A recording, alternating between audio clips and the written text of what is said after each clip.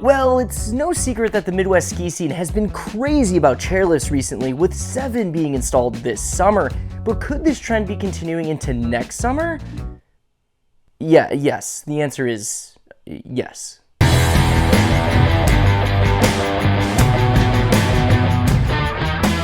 What's going on, Midwest skiers and riders? Matthew Zabransky with MidwestSkiers.com, and today we are going to take a quick look into the future of Midwest improvements as we break down some of the chairlifts that will be constructed during the 2023 summer season. Now, typically I would wait to make a video like this until we had all of the details about the installations, but given how many announcements have already been made, I thought it would be fun to break down everything I already know because there is a lot to talk about here. But that said, we will likely make another video later this season once all the information becomes publicly available.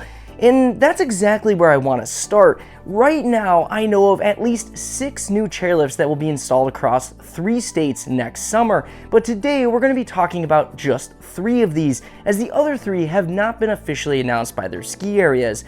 These mystery lifts, as I'll label them, include 1 in the UP, at least 1 in Michigan, but likely 2 or 3, and 1 in Minnesota. And given that it is only early August, there is also a solid chance that we will get a couple more added onto this list. So be sure to subscribe to our YouTube channel so you don't miss those updates. And a little side note here, if you want to check in on the progress of this summer's lift installs, several of the ski areas that are installing lifts this summer adjusted their webcams to face the installation side, so be sure to check those areas out if you haven't already, and we'll link those below. But without further ado, let's dive into those announced lifts, starting with Trollhaugen's triple chairlift. Located in Dresser, Wisconsin, Trollhaugen's new lift will be the ski area's 2nd new lift in just the past few years, as they just added a fixed grip quad back in the fall of 2021. Unlike that chairlift, however, this lift will expand upon Troll's terrain, adding 3 new runs on the east side of the summit area. These runs will serve intermediate and advanced skiers and have yet to be named, but from the sound of it, it sounds like the trolls may be calling on their human friends to come up with those trail names. So if you have any great ideas in your head, make sure you jot them down. These new runs are in the process of being logged right now, and they will also be getting lights and snowmaking infrastructure in the coming year. The new lift will be a Partech triple chairlift and will run roughly to Looker's left of the current Summit Park rope, or down the middle of what is now labeled Summit Park. But it should also be noted that this is still pretty early in the process, and the location and plans may change a little bit as the final engineering and surveying has not been completed just yet. The team over at Troll is planning on keeping some of the park features in that area, such as larger jumps. However, that double rope tow will be removed. It has been hinted that they may be moving it somewhere else in the ski area, but only the Trolls know for sure. This entire project is expected to finish before the 2023-24 season and marks one of the only true expansion chairlifts the Midwest has seen over the past few years. Heading across the St. Croix River to Wild Mountain, they announced that they will be replacing their chair labeled Chair 3 with a brand new SkyTrack fixed grip quad. Chair 3 was Wild Mountain's first ever chairlift, built by Borvig and installed in 1973. And yes, before you ask, they will be selling off the old chairs sometime next summer. I feel like that's always the first question that we get from these videos, and I don't know what the hell you guys are doing with all these chairlifts, but I guess you could buy a quad if you want. Nice quads though. Wild is still unsure if the new chairlift will retain that Chair 3 label, but the new lift will have a brand new lift line that will run adjacent to Chair 2. The bottom terminal will be located to Looker's right of Chair 2, and it will make its way through the trees between Ego Alley and South Wild.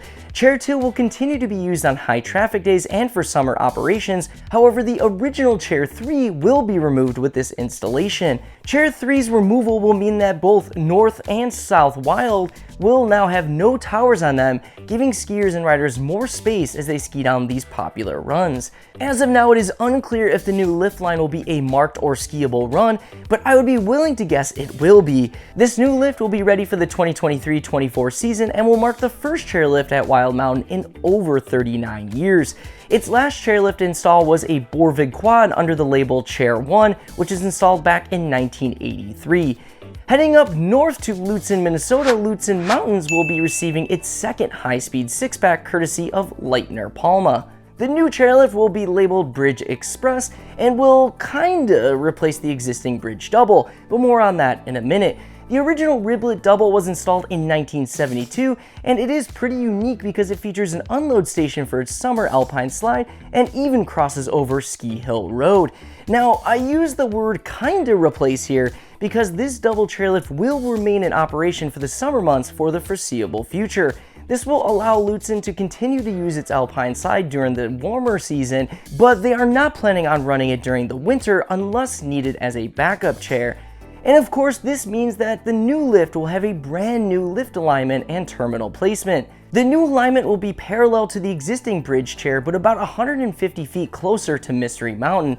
This means that the new chairlift will run between the buildings E and F at Eagle Ridge, and the upper terminal will be just to Looker's right of the 10th Mountain unload terminal. This new alignment will allow easy access to runs off the north side of Eagle Mountain for making some quick laps on Lutsen's more advanced terrain. And since the loading terminal is going to be closer to Brule, this means less or zero skating on those faster days to get back to the lift, which in turn means more vertical in less time when compared to the 10th Mountain chair or the original Bridge Double. Additionally, given that this area of the ski resort opens earlier in the season than Moose and stays open later in the day, the increased uphill capacity will be a major upgrade for that side of the hill.